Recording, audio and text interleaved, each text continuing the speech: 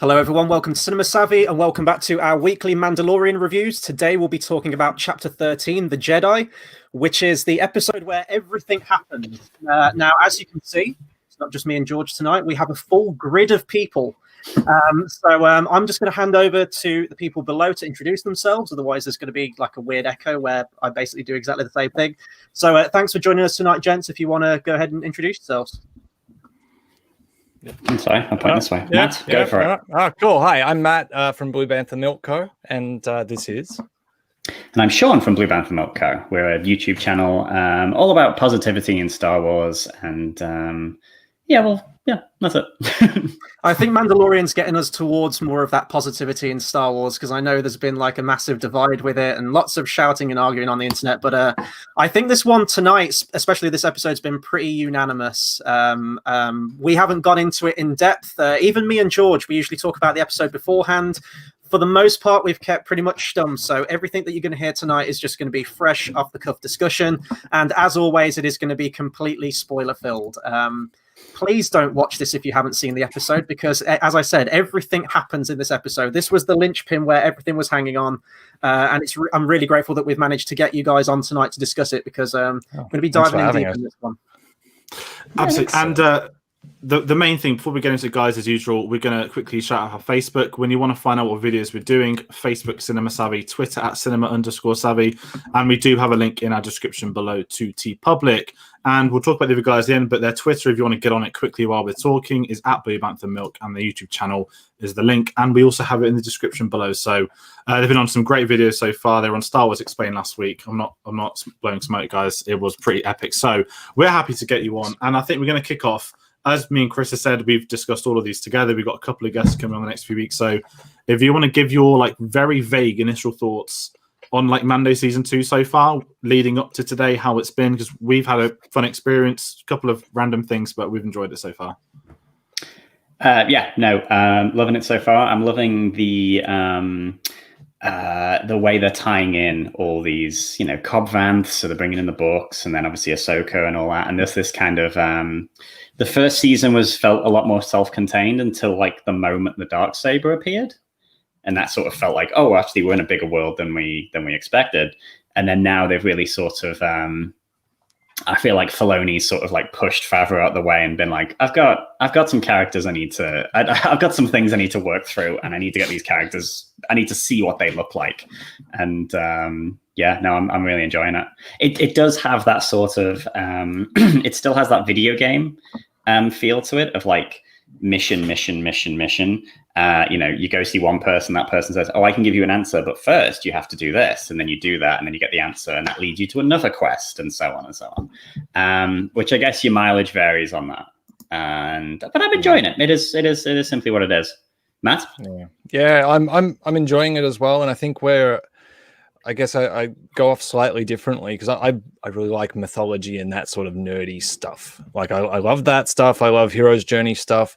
And I guess as an extension of like what Sean said about the video gamey aspect of it, I'm really loving how much deep symbolism they're using in this series, which they didn't have as much of in the first season. Like it was there, but you got more of what was motivating and driving characters through things like flashbacks and all that sort of stuff. And we haven't had a single flashback from the Mandalorian this time, so they're showing his direction and his feeling through other on-screen representation, which I think is really cool.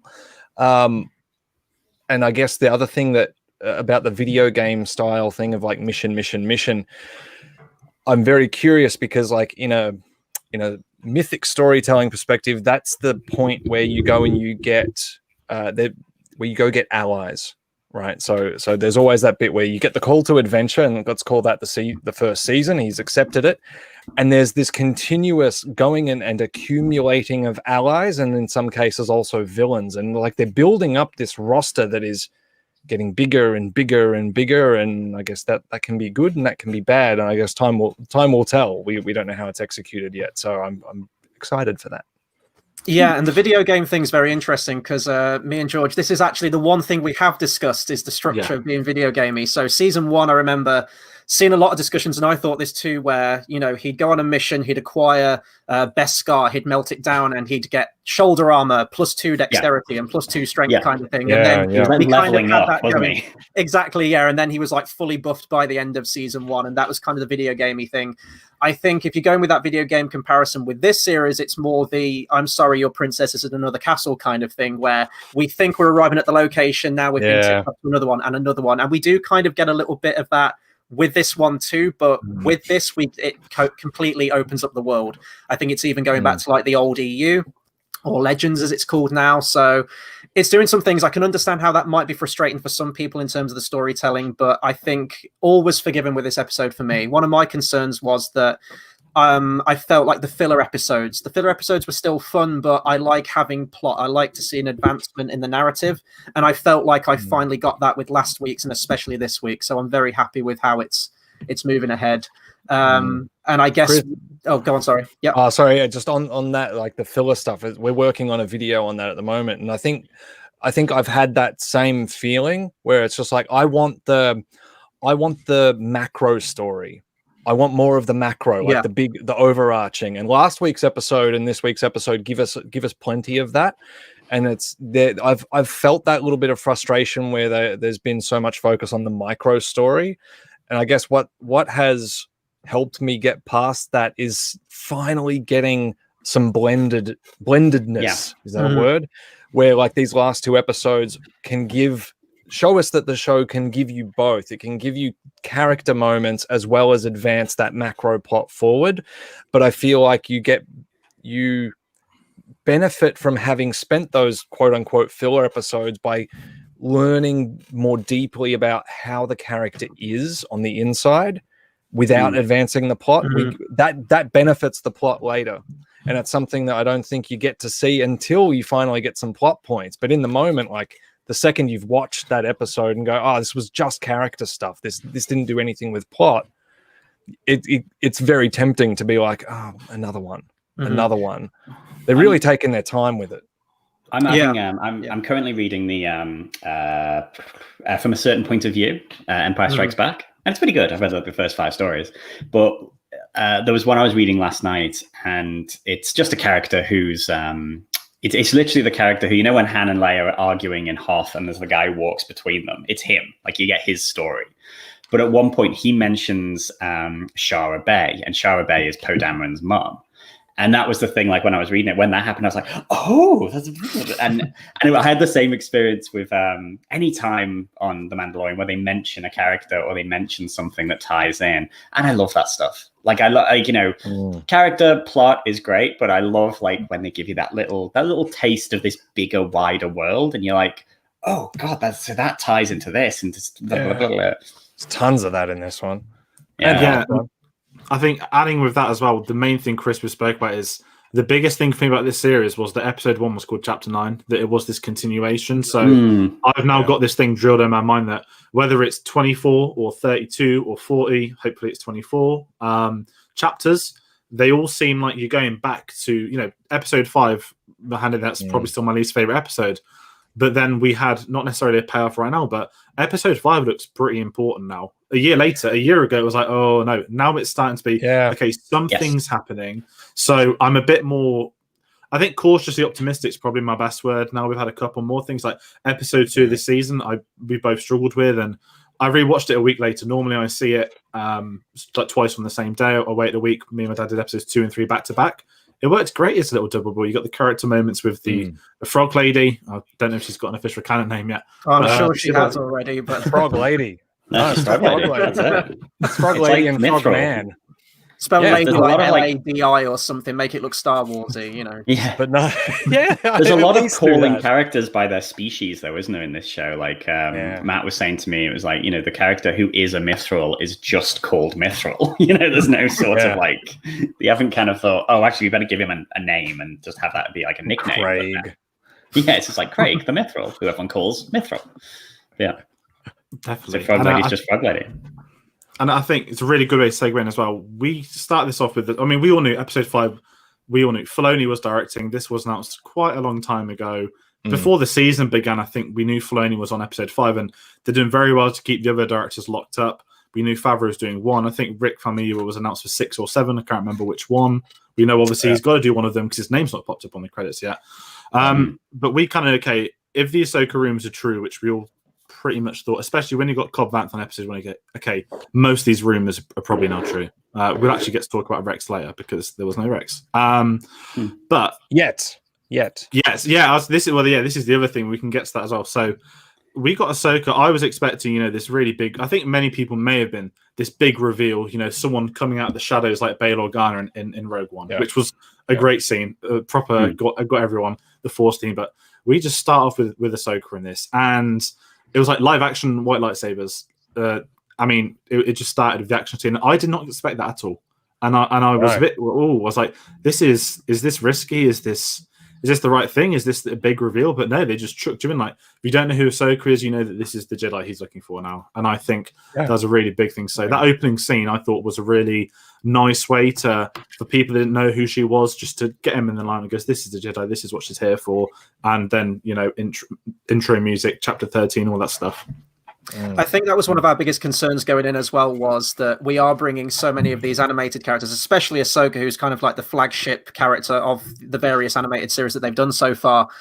Is it going to alienate your sort of like average Joe audience that is just watching Mandalorian that probably doesn't know all of this? And even me, like, I haven't watched all of the Clone Wars yet. I haven't even sat down and watched Rebels yet. I know of the main stories and I know of the character, but most people watching Mandalorian week to week probably won't know that stuff. And is it going to be a really alienating experience where you just get all of this lore just given to you?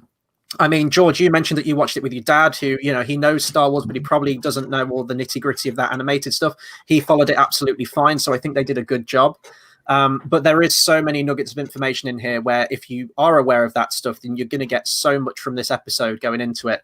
And I think we were talking about this a little bit beforehand, but the actual look of Ahsoka, because we have only been subject to us seeing her in animation, would it work in live action? Because sometimes it doesn't always translate well. And I think there was a little initial bit, and there was worries of, oh God, is the makeup going to look good? Is it going to look cheap because it's a TV show? And I know they can do all these wonderful things with a budget, but even just little things like that, because they could have misfired and just missed the point of it completely and it'd be an absolute flop. But I was actually really impressed with what they did. Some of the action scenes bordered a little bit on sort of those like fan films that you might see on YouTube or anything, not to take away from those films or anything, but you could definitely see those TV restraints maybe in terms of the action as opposed to the feature films. But on the whole, I was really impressed with the performance. I know the character does advance. She was more stoic in this one, not as sort of, you mentioned like animated or I don't want to say comical, but she was more jovial, I think, when she was younger, obviously, during the Clone Wars. But now we have seen that progression where she has become more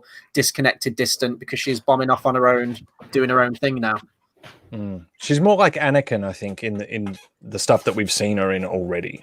And so, like you said, she's more stoic than what we've seen her before.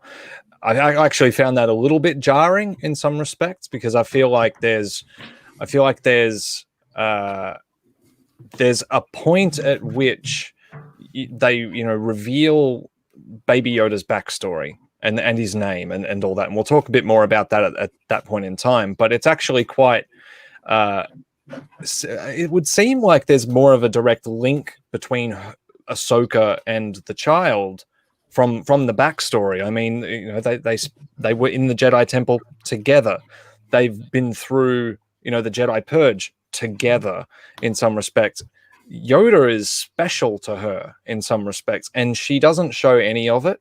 She's very stoic, and she doesn't break that. And I felt like there's moments at which there's a little bit of nuance, when she talks about attachment, and obviously she's alluding to Anakin. A casual viewer doesn't know that, though. So if someone's never met her before, it's like they don't know what she's talking about or who she's talking about. And so I watched it with my partner. She's not watched any of the Clone Wars, has no interest in it. And so she was like, huh? And I just said to her, I go, she was Anakin's Padawan, and she spent some time training, obviously, with Yoda as well. And she's like, oh God, well, you wouldn't know it. She's not showing it. And there's nothing there to directly link that. And I felt that there was she was a bit wooden. She was a bit wooden throughout the episode. I would have liked more from her there, but I'm definitely glad that they got the reveal of her out of the way.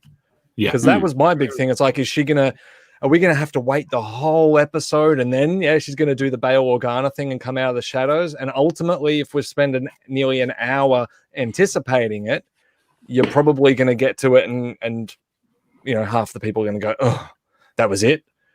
Yeah. So just getting it out of the way, great.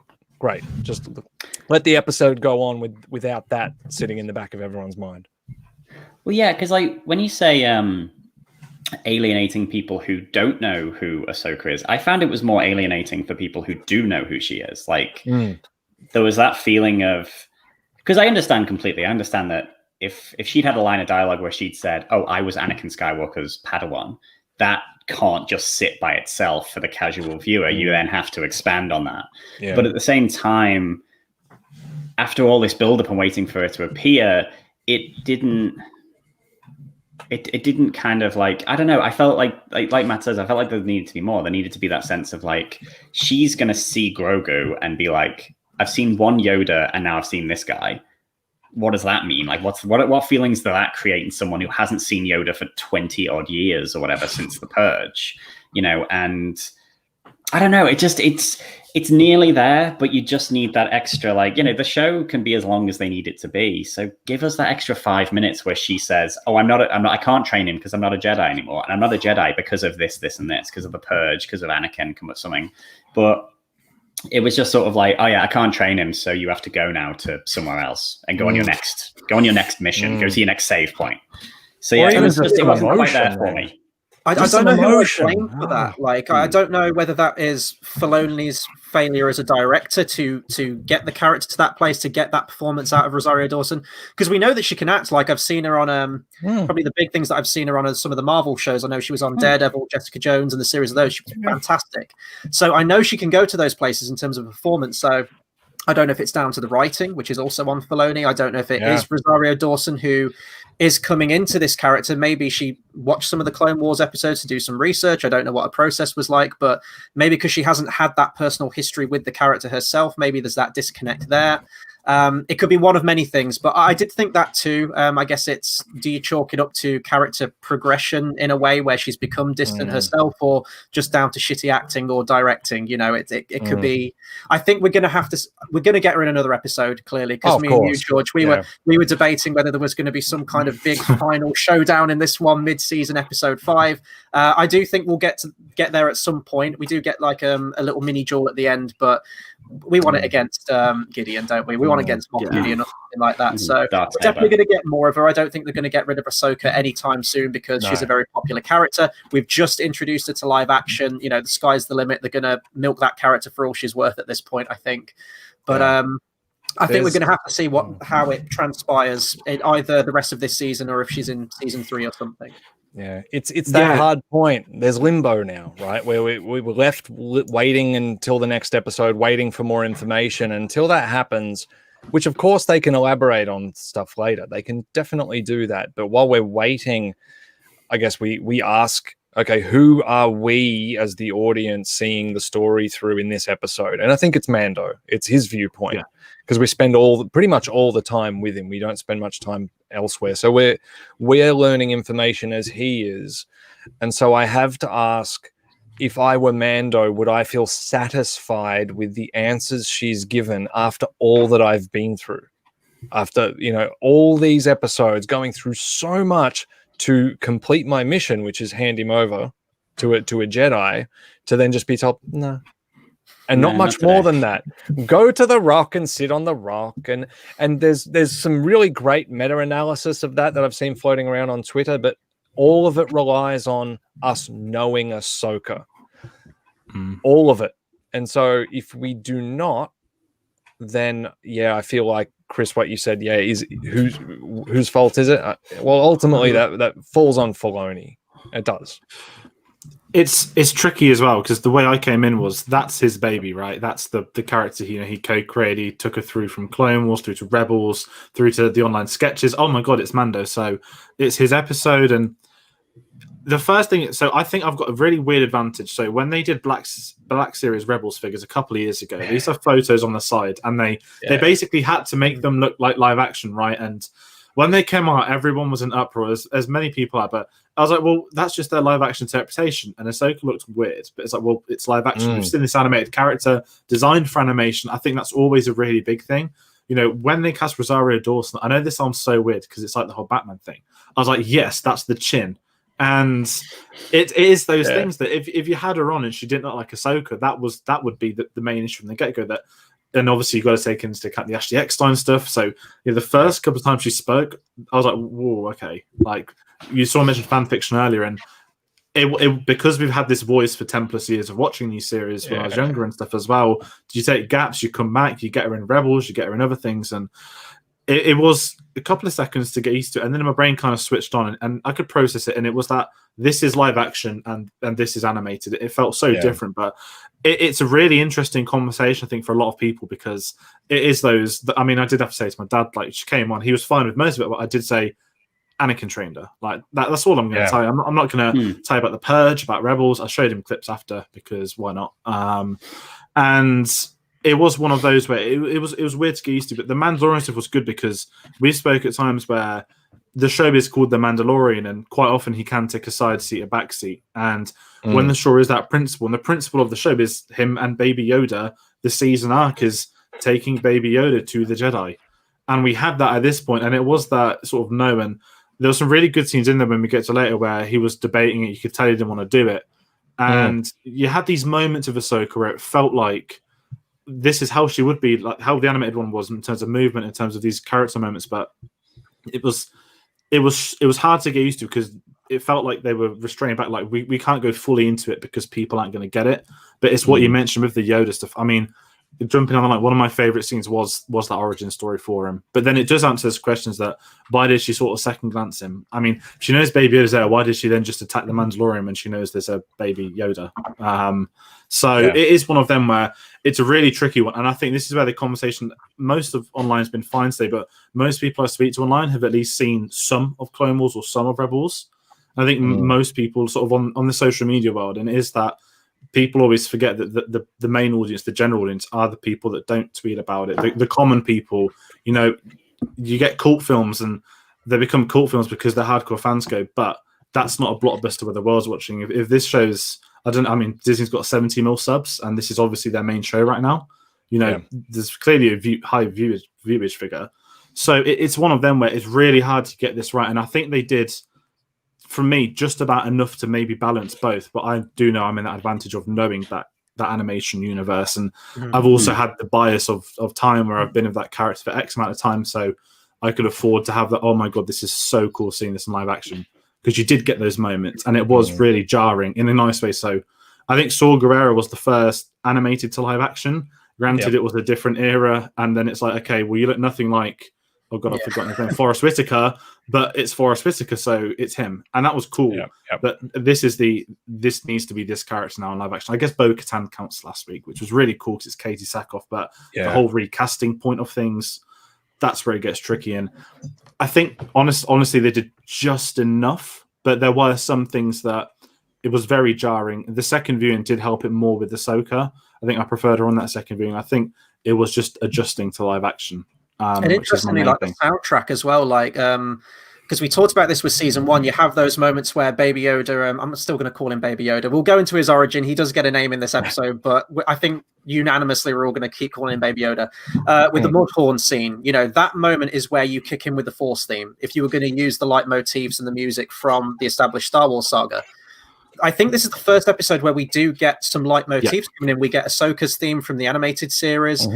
I even want to say when she mentions Yoda, we get the Yoda theme as well. Tiny, so, very small. You know, we don't get the main Star Wars theme or anything like that. But this has been the first episode where they have gone back and mined some of that original music that attaches you to those characters. So I'm wondering if this is going to be a recurring thing now. If this is going to be something that they continue on for this series, where if they refer to a character that we've seen, we are going to get those musical little hints there. I don't know. I thought that was just an interesting note to throw in because I think this has been the first episode that's done that. Well, there is the thing last week of when they looked at the clone jars. You hear a little bit of the snow. Snow and as speculated by my friend here, if you do listen to that theme, and on Spotify, you listen to the full thing, you get that sort of weird, evil chorus at the start of Snoke, and then it drifts into Kylo Ren's theme. Yeah, and it's not the first time. It's very, very interesting. Like because I didn't notice it, and then Matt was like, "No, listen to this and tell me what you can hear." And you're sort of listening to it, and you're like, "I'm not hearing anything," and then it just kind of drops, and you're like, "Oh, so there's." And Ludwig Göransson is not, we were just talking about Tenet before we started recording. That guy's not messing around. He's operating at the top of his game at the moment. So stuff like that, he knows what he's doing. So it's very, very interesting. And he's done it before. So it's in the episode, and it's not necessarily the pitch of Kylo Ren's theme, because that's a what is it, a minor key. It's the major version, so it's the Ben Solo version.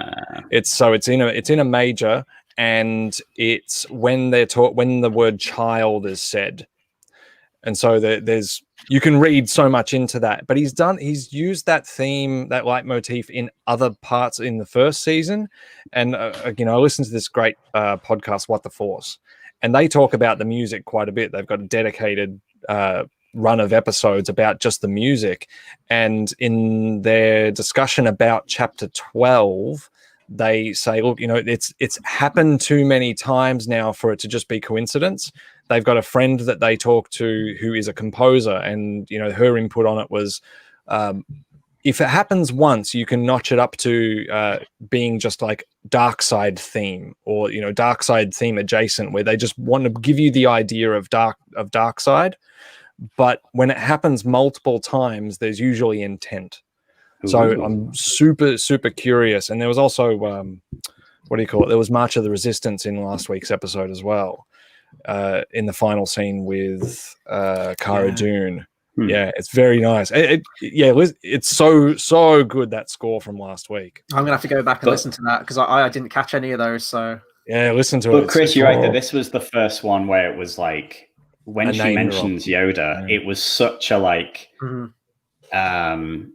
they might as well have just like had like Yoda's face just like fade in and fade out. Like it was very much like kind of how cool is this? Yoda's music. That kind of shorthand to emotions. Whereas, like you say, the other ones did feel a little bit more sort of hidden in the thing, but this was very much, like you say, just boom, like right in your face, which was great. I did kind of go, "Oh, Yoda." Yeah, I did kind of stop at that. It's like there's only been one other species of this creature that I've seen, and that's Yoda. I was like, Yaddle. I was like, oh no, but Yaddle was before Ahsoka's time. No one talks about Yaddle. People need to. No. People probably don't need to talk about Yaddle. We'll just forget that ever happened and move on, maybe. But definitely.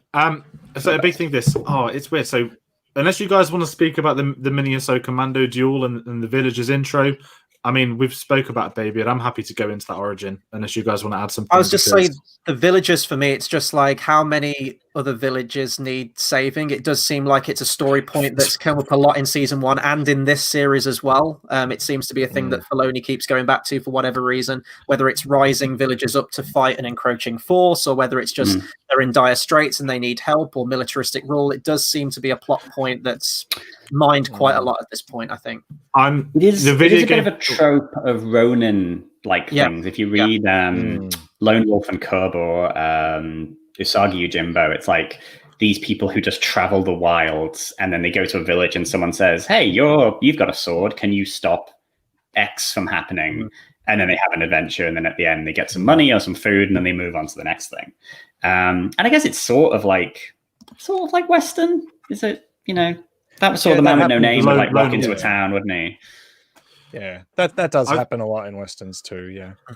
When you're sort of back to backing them so much, it does get a little bit like, oh god, is it just a series of is it just the show is just bounty hunters and like villagers living in like hostility, just trying to be saved? And we've had a comment from the Life of Brian who mentioned about the crucified villagers, if you will. He said thought that was brutal. That was interesting. Haven't seen that in Star Wars before. That was cool. Remind me of Pirates of the Caribbean. They've got the people like locked up at the start of Dead the gibbets kind of thing. Yeah. But the video, the summary stuff. All I can think of now is Fallout 4. We'll get to video games later because we'll speak about it right at the end. Because me and Chris have we've had this on and off chat for ages, but we'll talk about it. The God of War is a heads up, people. But it is very Fallout 4, especially Michael Biehn. I mean, when he came, it's the thing with Mando. We've had so many casting announcements, like the series filmed in peace and quiet. There was no spoilers, and then a post it's just like, hey, Boba Fett, hey, Ahsoka, hey, Cobb Vanth, hey, Michael Biehn, and it's like, how this stuff doesn't leak on set, but in post is incredible. But it's like, oh look, it's the Michael Biehn episode, and I felt like watching Fallout, and I'll give it a compliment. The game stuff was annoying me in the past, and it can be present, but that whole we're going to go to a new village, it's like this village is being run by someone we don't like. So as the Fallout gamer, I'm now going to take out the military people in charge and free it to the people. And all I could think of is Michael Biehn. It felt like, now I'm not going to be ridiculous here, but whenever he was moving, I don't know why, for the life of me, I thought it reminded me of Dengar. It's not him. I'm not getting on the Dengar train. But he had this really weird neck and like this stiff movement. And I obviously he wears a bandage, so I can't say, oh, it looks like him aged up. But if there's going to be a conspiracy theorist and something happens, we bagged you that here. We got it first. But Michael Biehn was a very weird addition to Star Wars. He was. I liked it. It's that weird. Michael Biehn. It's that really weird thing. Like, oh, remember this like 80s legends? Like, oh, look, it's Kyle Reese, and you know what you're going to get. It's going to be a side. He was a bit of fun. I didn't mind him. It was that weird. I like the whole weird army. I thought they were Death Troopers at the beginning of the episode because they had the amazing sound effect, one of the greatest. And it was the village stuff I didn't mind. I think we know where we're going to get, and then obviously even with the villain of the episode, we have that. We know Filoni loves his samurai stuff. We even had that location. You got into the inner wall, and it's that kind of not getting to the yet, but you have like almost the samurai-esque fight, which we know Filoni's done on Rebels with Maul and obviously Obi-Wan. But even the set design, everything, it felt like this was his last season. This is my outright Western and Star Wars. This one was like, here's my samurai episode. And I kind of enjoyed that there was a couple of new things, a couple of different things, but it ultimately still felt like The Mandalorian. But it wasn't. It was kind of obviously very, very similar to what we've had, but enough of it felt different. Maybe because it was an abandoned forest planet, not a desert or something. I don't know. But I loved the villager thing. We're almost at the Ahsoka stuff. I like that she was on a mission. The fact that she wasn't hiding in this city that Bo-Katan knew about, that she was there for a reason. She's got a goal, and we know that goal at the end of the episode, which is without a doubt one of the weirdest reactions I've ever had to watching Star Wars. I made a noise. I don't think anyone same. It was. Should we just go to it now? Should we talk the one and only Pierce Brosnan? Let's go for it, the Grand Admiral Thrawn bit. My word, I didn't expect anything. I was expecting, a Moff Gideon, even maybe. Oh my god, I've forgotten her name. Admiral Sloane. Sloane. I was expecting something like that, and Grand Admiral Thrawn, and it wasn't even her doing a big reveal. It was Ahsoka asking. Ahsoka knows he's about. He knows he's alive, and that was to me one of the best. I know that is there for the fans. My dad didn't have a clue. I wasn't even going to go for it. I wasn't going to say this is this blue general from the rebellion era that was made. No. I'm saying, he was just a really good villain that's not been around for a while. That's all I can say to my dad after the episode finished. But how did you guys take that? Because that's changed things for me long term. Well, when she was saying, who's your master, I was sort of like, okay, where are we in Star Wars now? Okay, Vader's dead, the Emperor's dead, just kind of going through all the possibilities. Like, okay, who's been on this show? And funnily enough, Thrawn didn't really come up because I sort of got him in my head as being like, okay, he's wherever Ezra is, wrapped up in all that crap and just kind of, on the other side of the galaxy. So when she said who's your master, and then started speaking again, I was like, oh, what is this going to be? Is this? And then when it happened, like you say, I just kind of went, oh, because that means, and you just oh, well, that's opened up. But like I say, I love stuff like that. That's my crack when I'm in this kind of this big world of stuff. When they mention something and it's like, oh, I thought the world was this, but actually it's this. Because if Thrawn's going to come into it, again, me and Matt have discussed this of is Thrawn then the Tarkin and Gideon's the Vader? Or are those two working against each other? What's Thrawn doing? Is he with the First Order? Is he knows what the unknown regions are? Just all these questions and stuff. And love it. Yeah, love it. that was the biggest thing for me. I actually went, and that's probably like one of the only times. Like normally, I swear when I'm excited about something. I was like, but like I actually just did that big inhale, and yeah, my partner looks over at me and she goes, "Who?" And she just goes, "Who?" And I just said, "Oh yeah, he's from one of the animated shows. He was the main villain. He's kind of like a Tarkin, like he's a military guy. But he's like a brilliant strategist, and he got zapped into the unknown regions." And I didn't say by a space whale. I just said zapped into the unknown regions.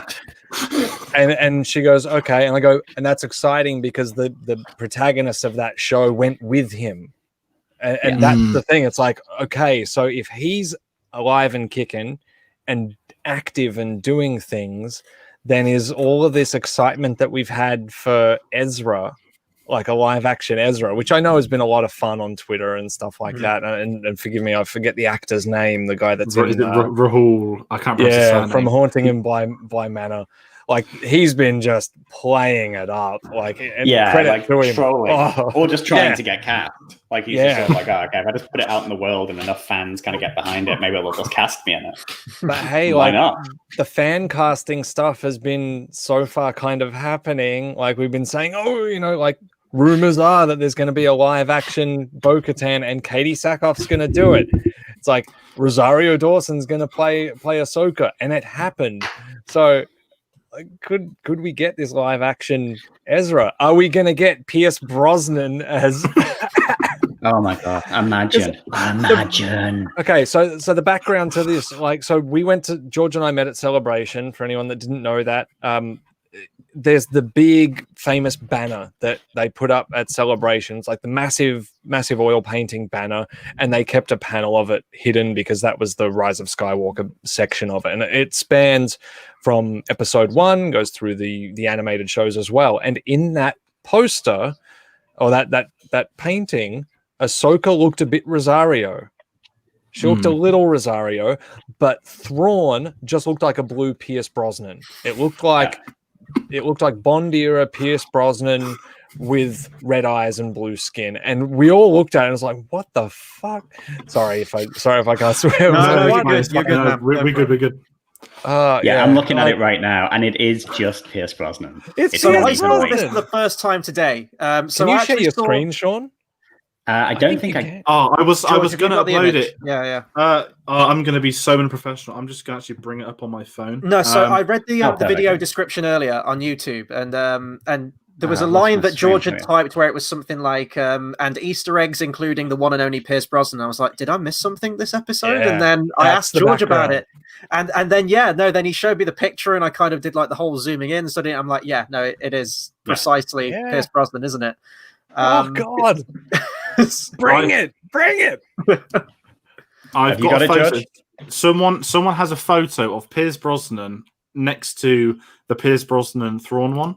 I'm just noting it onto my computer now really quickly. The thing is, for me, like this, so I messaged Chris, and it was that really weird thing at Celebration, and like when they unveiled the episode Mura, everyone's like, "Oh yeah, that's cool," but everyone else was like, "Oh my god, it's Pierce Brosnan and Thrawn," and everyone's like, "Could he be the live action Thrawn?" And this is that rampant. This is more the fun speculation because everyone knows who was the one name linked many years ago, pre-Kylo Ren, pre-Episode 7.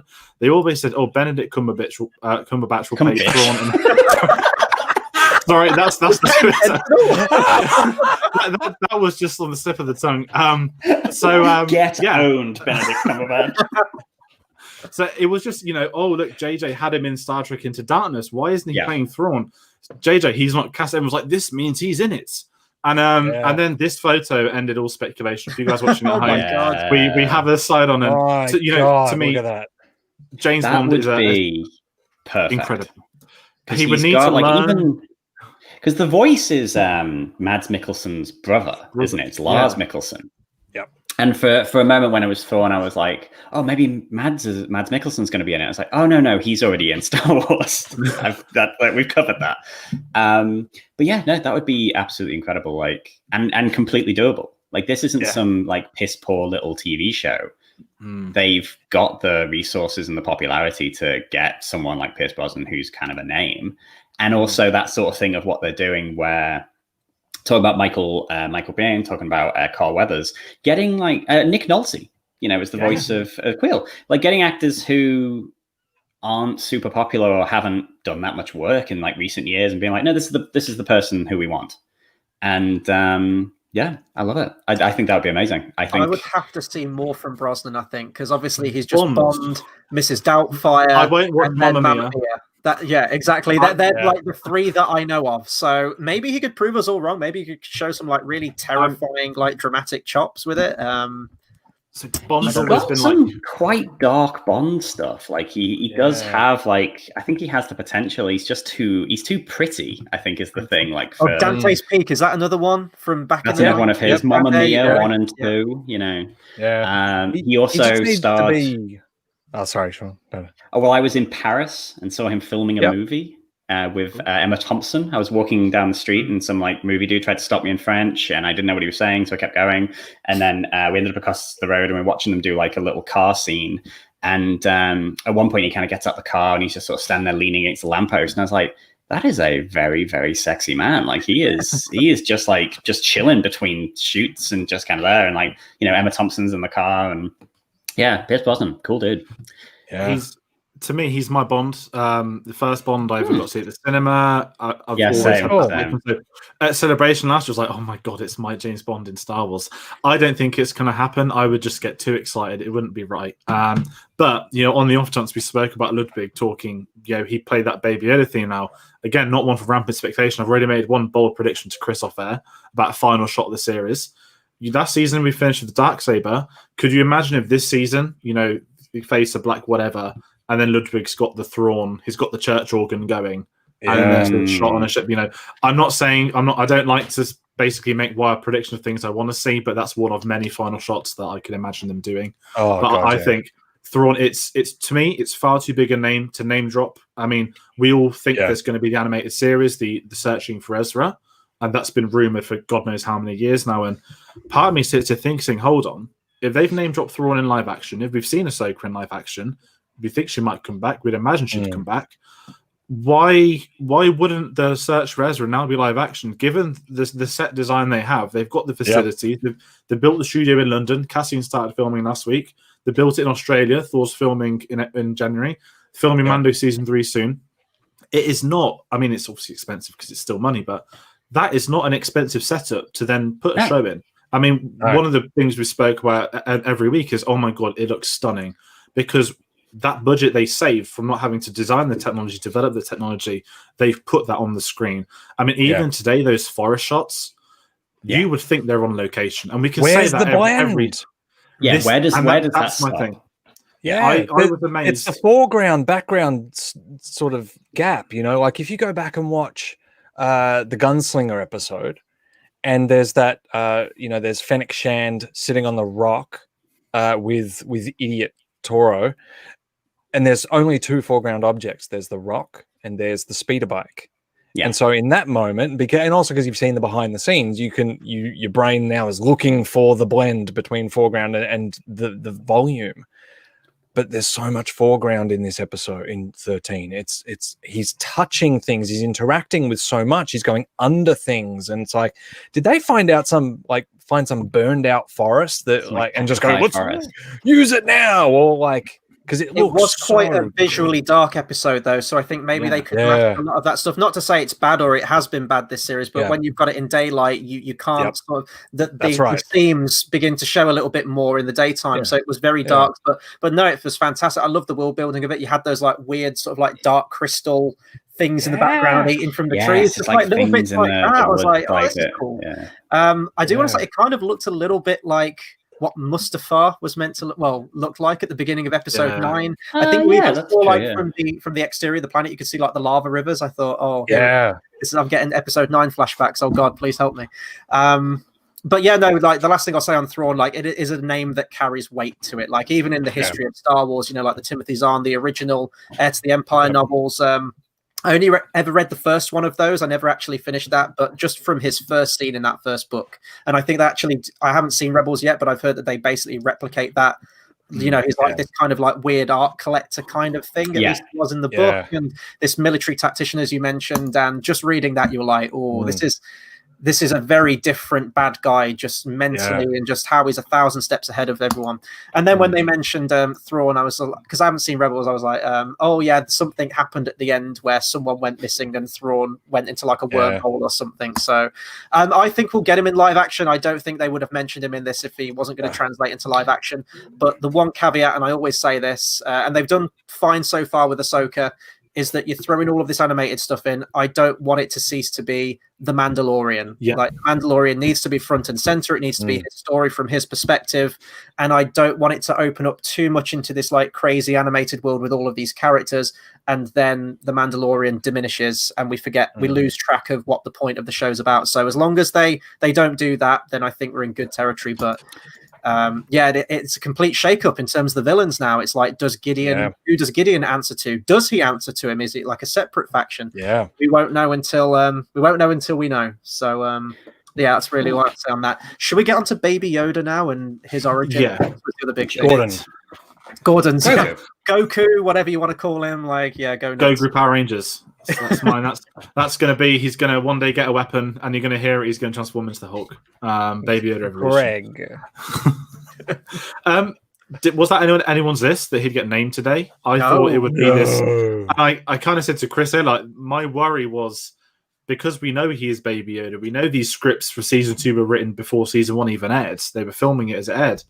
My worry was, could you imagine if the Baby Yoda name reveals like the final scene of a final episode of season 2, and no one will care because he will always be Baby Yoda? And I get it; it's cool to get this. Like, it wasn't a big deal. It wasn't this. We're going to emphasize on this for 10 minutes. It just happened. Like, oh yeah, she said his name, and Manda's like, what? And the thing that saw me in that scene. I mean, we haven't even got to the origin, but every time they said his name, his little noises, his little head turns, and I just kind of sat there like, there's this Christmas tree ornament of Baby Yoda, and like it's pulling me in, like it's gonna happen. There's already a Lego, there's already other stuff, but you can't stop him. He's a machine that doesn't stop. Everything about him this season, from trying to fix a ship to maybe trying to end a race, which is dark, to everything we get of him, he is extraordinary. And to think, like, just over a year ago, no one had any clue about this person's existence and his impact on pop culture within a year. It's breathtaking, as Keanu Reeves would say. And he's gone that weird way as well in pop culture where, I don't know if you end up in these circles, but he's like replaced Minions as like the go-to stupid meme. Oh, hello. doesn't work with green screen. Doesn't work with green screen, mate.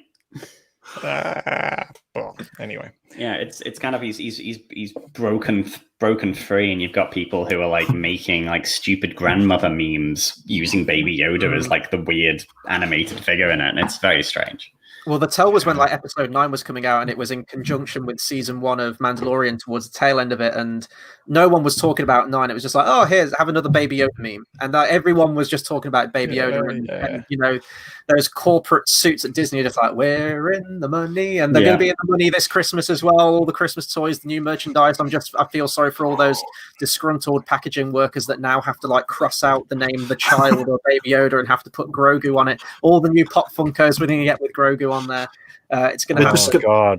They're going to re-release everything with just the word Grogu, not the child, and I can't wait. The first Grogu merch is going to be incredible because people aren't just going to get it. There'll be people that don't watch Mando, like my mum doesn't watch Mandalorian, but if she comes in when we're watching it and there's a little green Baby Yoda on the screen, she'll stay, she'll watch, and when he's gone, she's gone too. So it is that thing that he's transcended Star Wars. He's become more, and people I know that hate Star Wars, that these people I work with daily, and last year, like, I was still new to the company, and I was like, oh, you don't like Star Wars now? I was like, well, then you can't enjoy Baby Yoda. They all wanted one. I was like, well, you don't watch it. Tough luck. But it's to get development from him, because we love the funny scenes. We know he's going to print money, but we still love him. It's still such a great secret. When those kids react, even last week at the school, even season 1, their real reactions, that you don't need kids that can act. Just chuck a real kid in there, see how they are. Obviously, they can't get near him because he's worth $5 million. But it's to get all the backstory today. Show collectible of Baby Yoda, like. Today was great because we knew Ahsoka would, you can't have Ahsoka and Baby Yoda and not bring up Yoda, which we've obviously spoken about, and there's the great moments, but yeah, it went deep, man. It's like, oh yes, many Jedi Masters trained him across the Council, across the Clone Wars, and Order 66 happened, and he was someone snuck him out, and I was just kind of sat there in my head, that not thinking of the main potential, because I said to Chris, imagine a Rocky montage. You've got like Sam Jackson, Yoda, Ki-Adi-Mundi. Everyone's just trying to train him to like catch a stone, and he just won't do it. But it's the funny side of it. Like, oh look, Anakin, went into that top room, and Baby Yoda just hid behind a chair because no one could see him. Like he missed one. Anakin missed one, and well, the rest is history. But it's I really loved it. So big, isn't it? Like the other name drop, and it's not a name. Someone took him from the temple. Someone saved him, and it's like, there's someone else out there. Just that Any exciting. predictions to it could be? Do you think it's going to be a new character? Do you think it's going to be a pre-existing one in the lore? Or well, I think that's where we're going to find. I think so. Obviously, the end of the episode, go and sit on the rock, and a Jedi will find you. Essentially, so it's sort of like, okay, was it Ezra? Is it de-aged Luke with like a 5-year-old Ben Solo? Is it a new character? And if it is a new character, is it the character who saved him from the temple, or is it someone completely new? And you don't know, because like with like the Grand Admiral Thrawn thing, you're like, okay, are they going to continue, whatever, like grabbing these characters? Are they gonna, is the final shot is Sebastian Stan as Luke Skywalker showing up? Is it, is that anything? Is that nothing gonna happen? Is it the idea that the Jedi are truly kind of away and there's not enough of them, or like, I don't know. I can't predict. Like, we've got no like, all of the casting stuff has happened, but that's it. We don't know anymore. There's no more trailers. I don't know. It's complete, because what any predictions I would have made for this episode didn't really happen, because I was sort of like, okay, so Ahsoka's going to train him. Oh no, Ahsoka's going to go with them. Oh no, it's just kind of like, I kept thinking things were going to happen and then they didn't. So I don't know. I'm just completely in the dark. I think that's cool. It's the weird territory, isn't it? Like they've set up this mysterious Jedi, or whoever it happens to be, who's smuggled him out, or the one that they eventually need to get to if they get to the temple and there's someone there. With that amount of hype, I guess this is like where expectations come in and subversion, and not going to get into like certain things like that. But I think with that amount of build-up, you're expecting someone big. You're expecting a name in Star Wars in some form of the canon, whether it's Legends or whether it's someone we've seen in animated. You're expecting some big reveal to pay off to all that setup they've had. But I think if you do too much of that, I think it kind of takes away from expanding the world. Maybe bring in a new character that we haven't seen, and let's get to see someone else, and then they can be integrated, and Disney can release various comic books and books about that one character and all the exploits that they had back in the day. So I don't know. But the amount of lore that's like just in this episode where it's expanded it out, and that's been my biggest takeaway from this episode, is that they finally went there and they gave us all that stuff. And going back to the name Grogu, Baby Yoda, like, it's fine. Didn't need it in there, but it was really sort of like nonchalantly thrown in. Like, here, have Thrawn, have Ahsoka, and by the way, there's Baby Yoda's name as well. It's like the trifecta really of reveals in the episode. Should we move on to the final act then? I think we've more or less come into the end of this thing, I think. So we get like the final lightsaber duel with she did have a name. What was the Morgan name? Elsbeth. There we go. Elsbeth. Again, like a cool character. Did we see her die? Like, I know she was interrogated. No. Did we see her die? Do you think she's going to come back? We don't know. So it's interesting, because on the first viewing, I was so taken aback by the Thrawn thing. Suddenly, it's the next scene. It's daylight, and they've crowned a new not marshal. Sorry, there's been so many marshals this season. What was the word they used for it instead? Magistrate. Magistrate. Sorry. Yeah. There's been a lot of them. And it was like, I got the feeling he was the magistrate. Just by the beforehand. Yeah, beforehand. Just by the way that and then go back. Because like the security give him a glare, but they don't quite. Yeah, like they don't scold him like I think they would anyone else. Maybe it's because in those scenarios, the former magistrate is the one that they keep under the thumb to try and keep all the other citizens in line. Usually, in those sorts of stories. Yeah, fair enough. I think my worry is that I like this whole, like, you know, she helped fund the Empire, well, build their ships. That was a kind of cool little nod, but because it's left open, it's just like there's Ahsoka like in broad daylight now. They've moved on. We don't know the fate of her, and I can't imagine. I mean, I'm not going to rule out, as we said, we don't know anything coming now. The trailers are run out, and this is the beauty of how they film it, is they can control those leaks. There's no one set location. You know, last year when they were filming, you know, episode 9, and it was in a forest. Forest photos were online everywhere, and it was around the corner from where I worked at the time. Set photos leaked. Oh, Matt Smith's in Star Wars. Oh, Matt Smith's seen at set. Matt Smith's seen at Pinewood. That all happened. Didn't happen. Whereas when you're in this closed set, it's so easy for them to get people on and off, and it's up to them to say, "Am I coming back?" I mean, last week there was they were talking about the officer at the end. Yep. As usual, there was a load of people moaning because it came out that she was gay. They're ignoring the fact that apparently she's like a martial artist, and she said she's coming back. So if we're going to get a badass officer actually doing something for once, that's going to look pretty insane.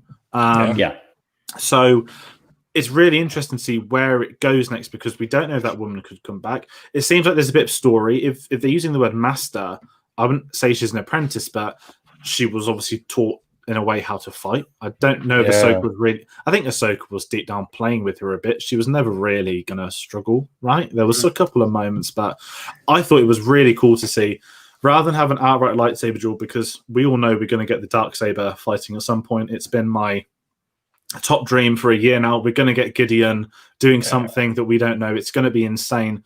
And you want to hide whatever they plan on revealing with that. So this new, like, the fact that Beskar, like in canon revelation, that Beskar is even like resistant to lightsabers. That's the big thing for me. Yeah. I part of me was like, oh, I don't know if I like this. I thought, you know what, I think that's actually pretty cool, because it's one thing to have armor that's, oh yeah, they want it because it's Mandalorian, or look, it's bulletproof, but to be like lightsaber resistant, like that was pretty cool, I thought. And then also, I guess that tees up the fight at the end. That's why her swords could actually go up against it. So I thought that was a really big revelation. Again, they didn't hype it up too much. They just moved on.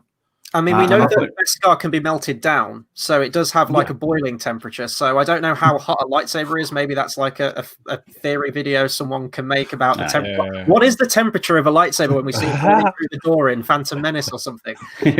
It was weird because I think everything we've seen, it's just naturally like a lightsaber just slices through anything. So it did take me aback a little bit, but I guess that makes Mando even more impervious now, doesn't it? In case he gets into a lightsaber skirmish or something like that.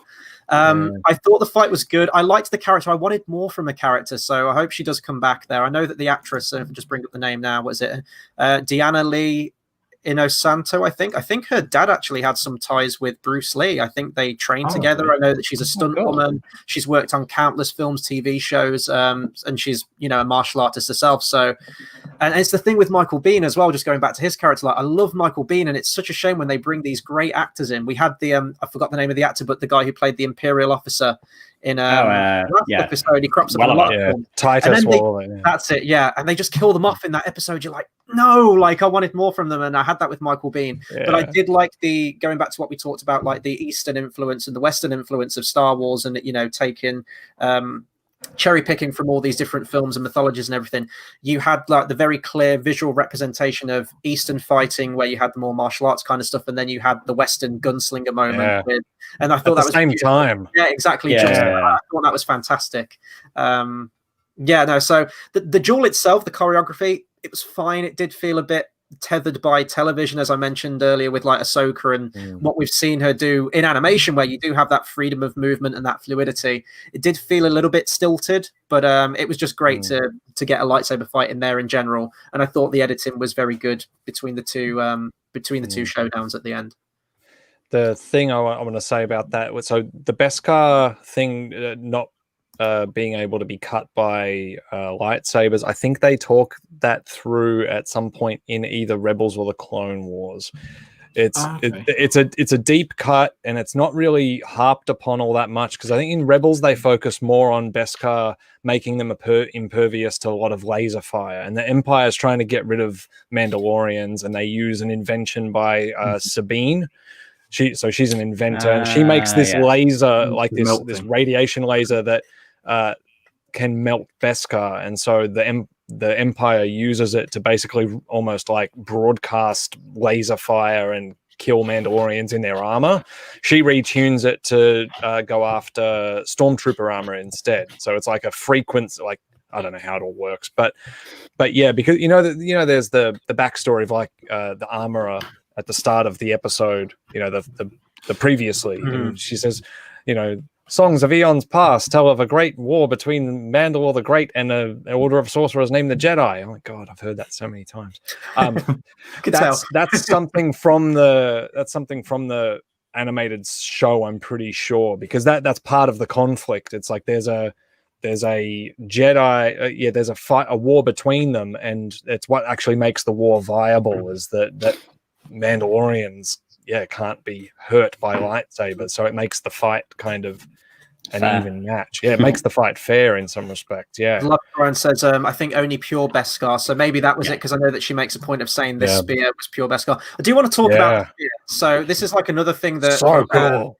Mando can add to his arsenal with a spear. I do question why he'd need that with everything else he has. Like, that would be impractical, surely, with a blaster and a flamethrower and a rope and a jetpack. Like, does he really need to carry a... And he's got his, like, cattle prod thing that he goes around with anyway. Like, is, like, the spear going to come into it? Is it going to, like, kill Moff Gideon or something? Like, I don't... Why would he need that? Is he going to melt it down in turn and make something badass with it, or someone's going to get stabbed with it? I just want a javelin throw. I said it to Chris. Yes. That scene of the Miss Trunchbull from like Matilda. I just want to see a repeat of the Jawas on the hill last year. Just him just launching this spear to the valley below. You get one shot. Yeah. It was really cool, but it's that video game thing. It's that another weapon, and maybe we'll see him use it. I loved that her fighting stance had it the wrong way around, because obviously when she went forwards, it was really cool how it was choreographed in that sense. The practicality of it works better than I thought it would. When she picked up the spear, I was like, oh, this is going to be a massacre. But it wasn't. But on that sort of video game thing, leading on to that last bit about the mountain, because me and Chris have spoken many times. So God of War, if anyone's played it on PS4, everyone knows it's the greatest game ever, all this stuff. I famously, unofficial to me and Chris, I turned it off. So I spent 8 hours playing it. They climbed to the top of the mountain, and a man with no head told me, sorry, you're at the wrong tour mountain. Now you need to go to the next mountain in the bigger world. And I traded the game in. Definitely an overreaction. I mean, I've got it now to play on my PS5 when the new one's out, but I was honestly, I wasn't massively as invested in it as I wanted to be. I'm going to give it another go. But that was like 8 hours of grinding. And like, you're telling me another mountain, not even like, I don't know, another form of land, but the other mountain, but taller. Yeah. So me and Chris spoke about this a lot with Mando, another planet. And then the moment it happens, they was like, you must go to the ancient Jedi temple up a mountain. And I just... It's a literal mountain this time. Yeah, that's exactly what I didn't want. I was like, oh my God. I was like, I need to message Chris, but I can't, because I don't know if he's seen it yet. I was kind of like, now I sent something, I think that's going to be the big finale, is we're going to get to this planet finally. We're going to get Yoda on the mountain, a la Luke in episode 8, calling out to the Force maybe. Very interesting potential there, as you guys said earlier. It might be someone we know, because you've got the certain expectation with it. My main thing, again, he's in my head all the time, Moff Gideon.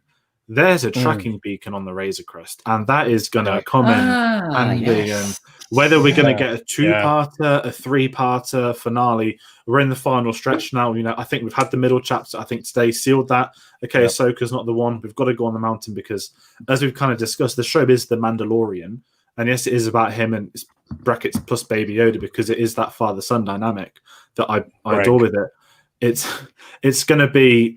Their arc is pointing to that in this episode, this season. So it's really important to see what comes next, because the show needs to carry on being about the Mandalorian. So it's very interesting. Now, I'm not going to sit here speculate season 3. We can all assume things, but I don't think it's going to be a case of here's another Jedi, let's go find him, because that's the season 2 story. I think we know they're filming it soon.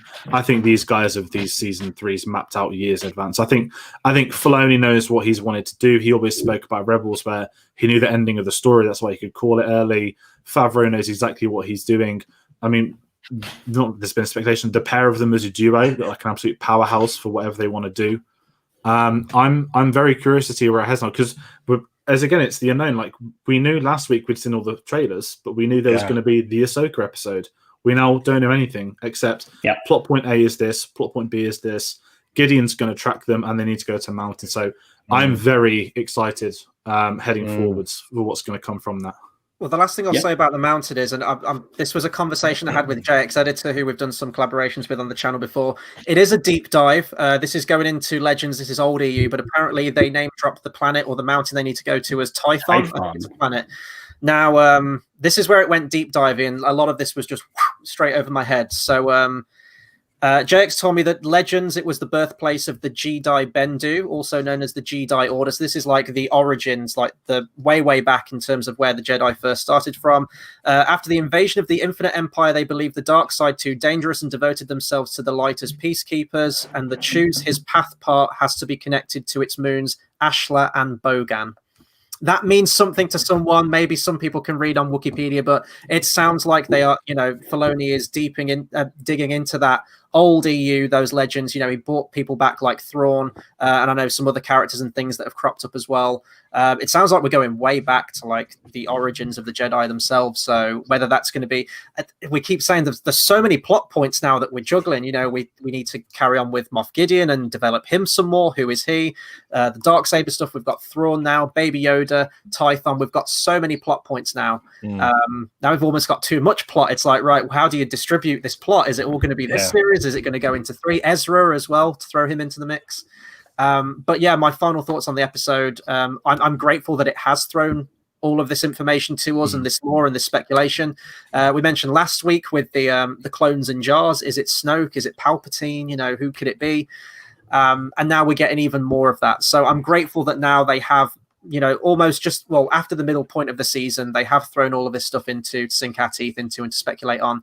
And I mentioned about TV shows being once a week as well. It's a very rare occurrence now, it seems. A lot of it is streaming. You get all the episodes out straight away. You can bomb through it. It's nice to have a show like Mandalorian, especially when they are throwing in stuff like this, where you can have that week away from it to mull it over and for all the fan theories and everything that you see on the internet. So I thought it was a good episode. I thought it was a bold choice to bring Ahsoka into it. I don't know if they nailed it, but I think it was a good step in the right direction. And this is probably one of my favorite episodes, just with all the content it gave us. It's not quite as spectacular as, say, the first episode with the Crate Dragon, which was just like visuals, like, wow, I haven't seen anything like this on the big screen, especially with Mandalorian.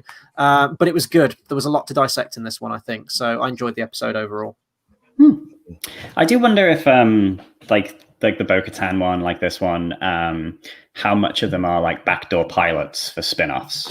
Like how much are they sort of thinking like, okay, well now we want to make an Ahsoka show. So maybe the Ahsoka Thrawn thing is like, okay, we're going to put that in now and build that into its own spin-off or whatever. Because like you say, whoever, I think George, you said it earlier, like there's a big possibility that all the ideas they've had for like future animation, except for the Bad Batch, I guess, which is going forward, but other animation shows like sequels to Rebels, they're like, nah, it takes too long and it's pretty expensive and it's a pain in the ass. Let's just do it with the volume. So I don't know, but who knows?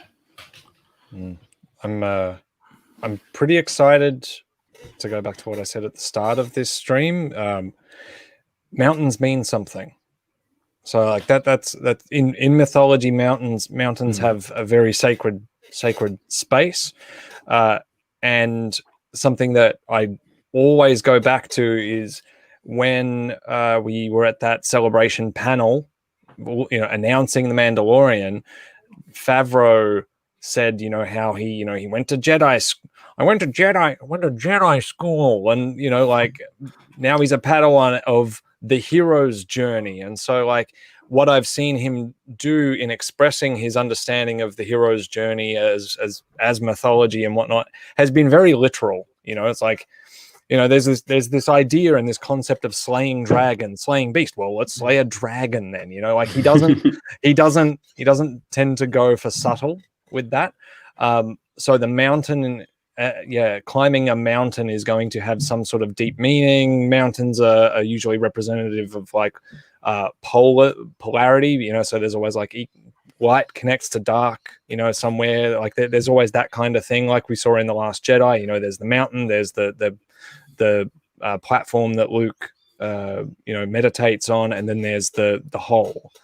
So there's always going to be these two equal places there. And what's cool is it could give Mando some kind of insight into the Force that's deeper. It could let him experience something.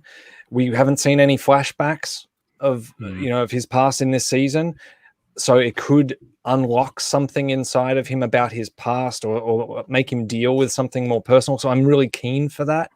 But also, there's two things that we don't know. We don't know if there's a lot of things we don't know. We don't know if Gideon's gonna just go straight to the Razor Crest, or is he tracking his pathway? Is Gideon gonna turn up at some point and he's captured Ahsoka? Is that how we get Ahsoka back into the season? Like, is he tracing his steps before going after Mando? And just because Baby Yoda is going to sit on a platform and reach out to the Force doesn't mean necessarily that a Jedi is going to respond.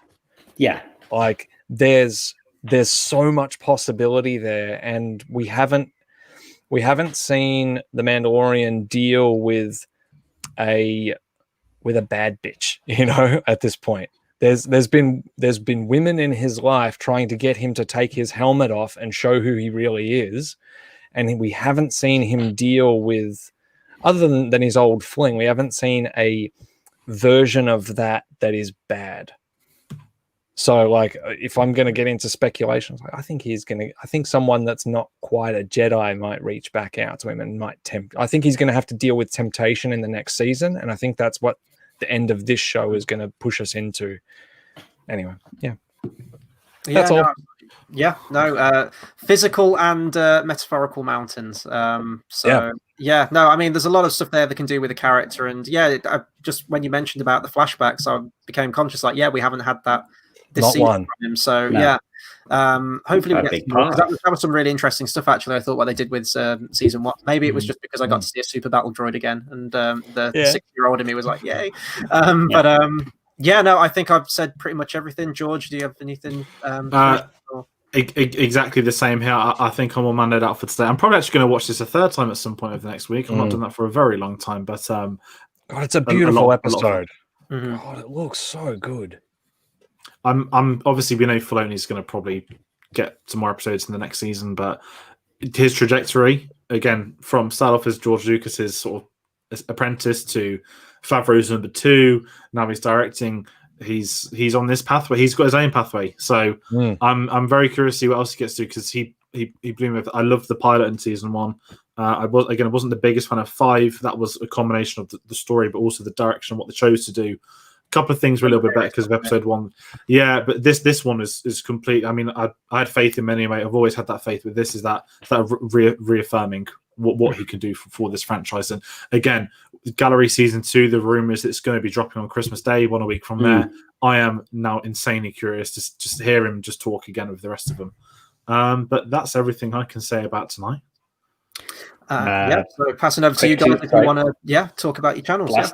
Two things. Sorry. Oh, yes, of course. 3 episodes left, and we know who 2 of the directors are: Robert Rodriguez and Rick. Oh, yes. Yeah. Can't pronounce his surname, but he also wrote it. Oh, so Rick so that's how we knew which one he was directing, because Filoni wrote this one, and Rick, surname begins with an F. He wrote and directed 7, I think. Robert Rodriguez we know, but then there's the other one we don't. So it could be anyone. It could be Filoni again. It could be, whatever. We think Rodriguez for next time, because me and you, George, we were talking about whether we got so much plot in the last 2. Do you think they're going to go for like another fillery episode and then end on a 2-parter? Like, do you think Rodriguez could be that sort of wild card one? Last time with episode 6, we had it was a prison heist, wasn't it? That kind of wacky, disparate adventure. Do you think we're going to get something in the similar vein? Or I think we're going to get something before we get to that planet. I think it's all heading to that planet. But next week, I don't mind a week out of if it's not core plot, so we can get that 2-parter. I can accept that. It's what we spoke about. That I think the reason last season had the reaction was that it was slap bang. I mean, episode 5 and 6, it was that we're trying to kick forwards and it didn't fully hit it. It was the timing. Whereas when we spoke about episode 2 earlier, it was like, I'm fine with this because it's episode 2. The plot hasn't reached a point where I need to have that plot moment. You can have that to build to 3. So I'm very close. I think Favreau is going to be directing the finale, or maybe Filoni. I think one of those two is surely on the finale duty. I think it's going to be Rodriguez. Same as first season. Obviously, it was Taika Waititi did the last one. It was like, okay, let's put the finale in safe hands. Let's give it to someone who knows how to like do something a bit nuts. And I think that was probably the best episode of the first season, or one of the best episodes of the first season, because he had that very secure comedy, drama, action, just nailed it. And I think Rodriguez is like someone who's been in the business probably longer than Favreau. So he could probably just kind of like, okay, these are safe hands. We want a big action-packed, pulpy madness. Robert Rodriguez. Yeah, that's my prediction. And I mean, this is where he met Pedro, wasn't it? Pedro, I was going to say he's doing Shark Boy and Lava exactly. Girl. Yes, of course, they're doing the sequel, aren't they? That We Can Be Heroes. Yeah. So we've got one more comment just before we finish, Jex. Seeing as I'm pretty fucking late, technical terminology. Briefly, did anyone have any thoughts on the use of the Churka Hunter Killer droid? Zerka, sorry, HK-87. If I may. Sure. So someone has taken a picture of one of those, taken a screenshot of one of those droids, and when you zoom in on its head, it's got like a faded emblem of Thrawn's fleet, like the 7th Fleet or something. Oh. So that's a little cool. Easter egg for you that I found today. So was that originally from a video game? Was it? Or was that the robots? Was that the robots from his place in Rebels? His little training bots. I think so, because the company name is like, that's something that's really come out in like the new canon, like the books. His trilogy, like it's in Master and Apprentice and stuff. But it's Rolf McQuarrie designs that never got used, I think, and then they've put them in Rebels as his little dudes, and then they've carried on to this. So I think that's very cool. That's a very cool deep cut. A massive shout out to the guy that's seen this episode inside one day. He's freeze framed it and zoomed into the helmet of a droid. Oh, people are messing around. There's no fandom like Star Wars. That is the beauty of it at times. And judging by Jax's reaction, I'm guessing he wasn't aware of that. So thanks for that information. And that's a good segue. So maybe there's more information that JX can check out, and obviously everyone else that's tuned in tonight. So if you guys want to talk about your channels, where they can find you, what kind of stuff you do, and all that good stuff. I did it. I did the point. You did the point. You did the correct point. I've even got the door as a marker, and I still messed up. So yeah, Blue Bantha Milk Co. We're on Twitter, Blue Bantha Milk. We're on Facebook. You can find us on Facebook, and mainly though YouTube. We're doing quite a lot of Mandalorian videos recently. We did one about Mandalorian and fatherhood. My wife's 24 weeks pregnant as of yesterday, so I was talking about that, and we had our friend Brian from Pink Milk talking about his adopted family.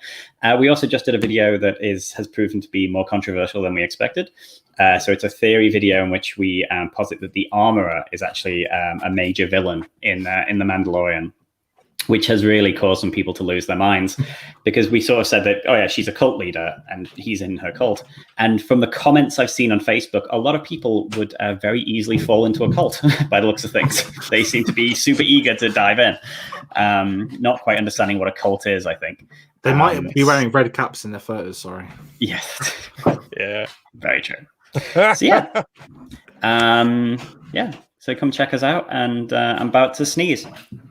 Okay, right. I'll take over. Yeah, there you go. So yeah, once again, a big thank you for you guys jumping on. I know I'm glad that we've managed to figure it out with the time differences, and we managed to make this work. This has been an absolute blast, and good to get you on for this episode in particular, with everything that's happening and the greater lore in it and everything like that. It's been absolutely awesome. So once again, if you'd like to follow us on our channel, obviously Cinema Savvy, like, comment, share, subscribe, get the comments going, get your speculation going. There's so much in this episode and the previous episodes too. We've posed some theories. Maybe you guys have some more. Get the conversation going. We'll reply to all of your comments. And yeah, in terms of the socials, if you want to find us on Facebook, it's Facebook at Cinema Savvy, Twitter at Cinema_Savvy. And if you'd like to pick up any merch, we do have a TeePublic link in the description down below. You can pick up some t-shirts down there. Yeah, I think, George, I don't know if you have anything else to say. We're just rounding off. What about next week? What have we got coming up on the channel? So every week we speak about Carl Weathers. We've been reviewing the Rocky films. Now we've got past Rocky 4. He's now dead. We don't know if he's come back to the Mandalorian Season 2, so we can't use our Apollo Creed references. However, as usual, guys, Rocky reviews every Tuesday, Mandalorian every Friday. We've got a couple of other guests coming on for the next few episodes, but tonight it's been an absolute blast chatting with you guys below. So grateful to come on. Again, the time zones. Guys, if you don't know, they're 11 hours ahead of us. They've come on early on a Saturday morning. while we're chilling on a Friday night. So honestly, appreciate it so much. But it's always good to have a catch up and talk Mandalorians. So that being said, cheers, guys. There is other reviews which may be coming out, which me, Tate, and Chris were working on. So we'll announce them as and when, as we said on social media. Some very weird reviews coming out, actually, based on one we've seen this week. So we'll let you guys know when that does go live. Absolutely. So big thank you to everyone again, and we'll catch you on the next one. Take care, everyone.